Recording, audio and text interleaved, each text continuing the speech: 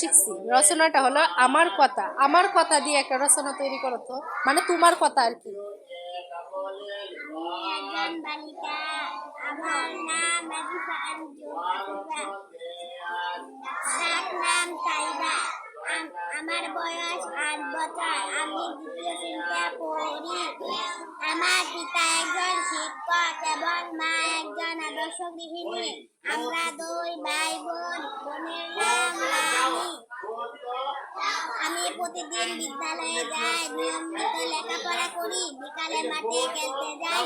সুযোগ পেলে আমি মা বাবার কাজে সাহায্য করি। সবাই আমাকে আদর করে। বড় হয়ে আমি একজন ডাক্তার হতে চাই।